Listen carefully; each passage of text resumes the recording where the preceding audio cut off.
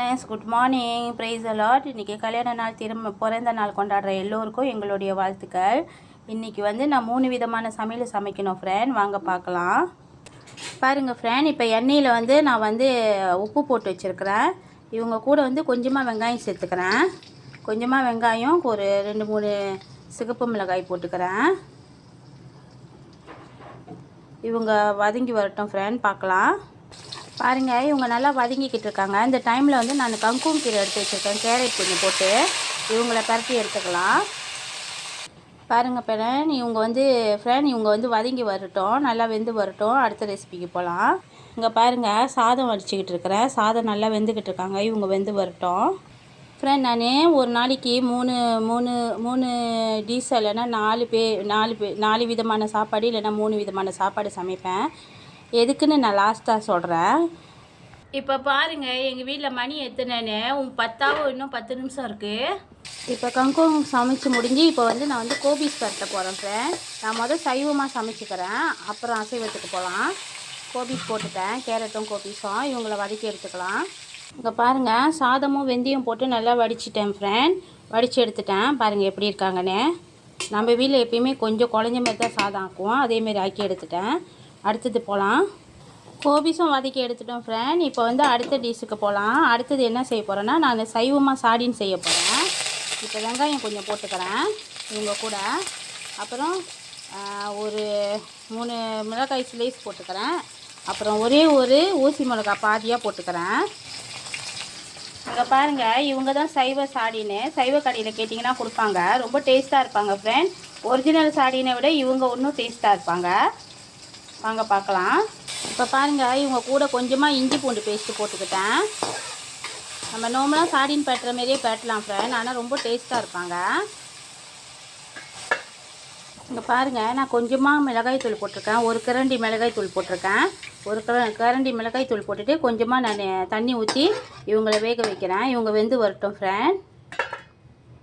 பாருங்கள் ஃப்ரெண்ட், இவங்க சைவ கடையில் கேட்டிங்கன்னா சாடின்னு சொல்லி கேட்டிங்கன்னா அவங்க கொடுப்பாங்க. இவங்கள போட்டுட்டு ரொம்ப கிளறக்கூடாது ஃப்ரெண்ட். கொஞ்சம் நேரம் தான், லேசாக கிளறி விட்டால் போதும். ரொம்ப நேரம் கிளறிக்கிட்டு இருக்கக்கூடாது.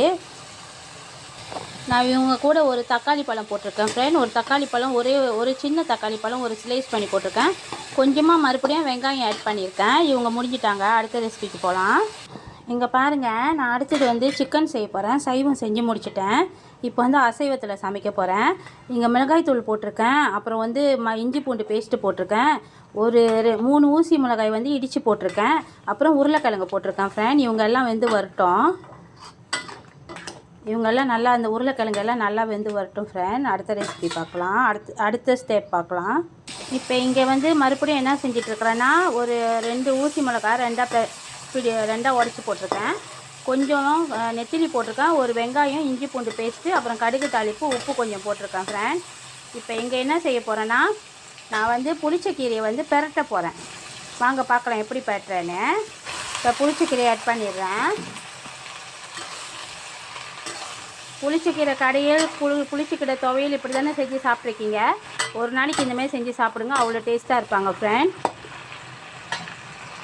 இங்கே பாருங்கள், கொஞ்சம் மஞ்சள் போட்டிருக்கேன், கொஞ்சம் மஞ்சள் தூள் போட்டிருக்கேன். இவங்களையும் போட்டு நம்ம ஒட்டுக்காக பரட்டி எடுத்துக்கலாம். இவங்கெல்லாம் நல்லா வதங்கி வரட்டும் ஃப்ரெண்ட். நல்லா வெந்து நல்லா வதங்கி வரட்டும், பார்க்கலாம். இங்கே பாருங்கள், நான் இஞ்சி பூண்டு பேஸ்ட்டு வச்சுருக்கேன். அப்புறம் வெங்காயம் வச்சுருக்கேன்.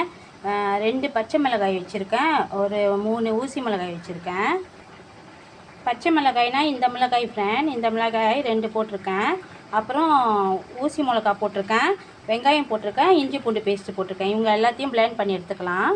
பாருங்கங்க, இங்கே வெங்காயம், சிகப்பு மிளகாய், டொமேட்டோ, ஒரு 3 டொமேட்டோ போட்டு எல்லாத்தையும் வதக்கிக்கிட்டு இருக்கேன். இவங்க எல்லாம் வதங்கி வரட்டும். கொஞ்சம் லேசாக வதங்கினா போதும்.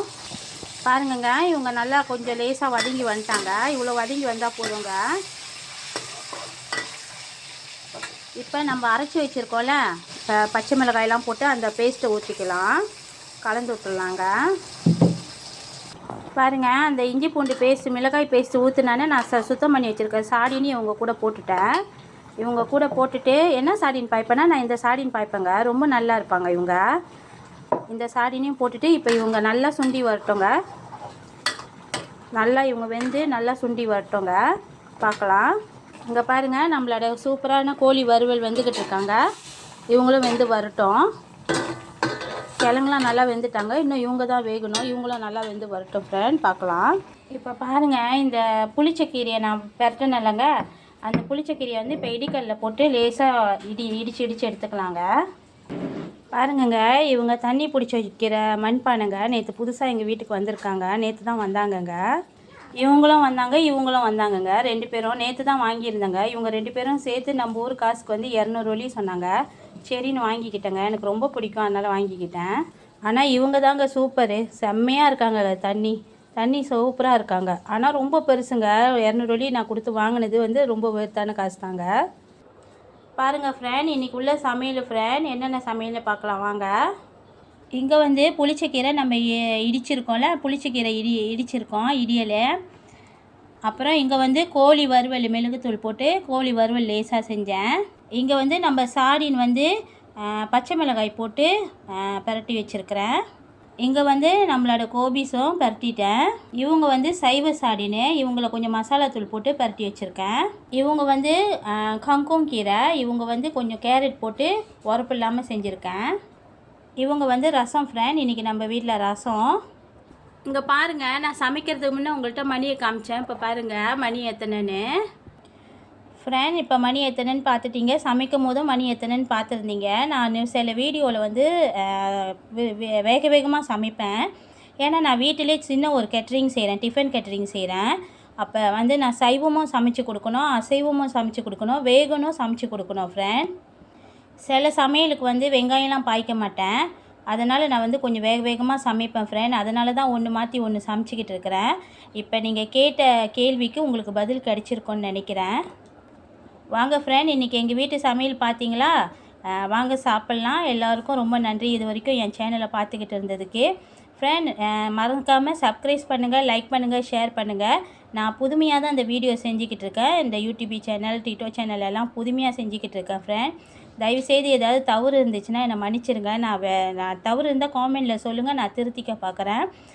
உங்களுக்கு பிடிச்சிருந்தால் உங்கள் ஃப்ரெண்ட்ஸுக்கெல்லாம் ஷேர் பண்ணி எனக்கு சப்போர்ட் பண்ணுங்கள். ரொம்ப நன்றி ஃப்ரெண்ட்.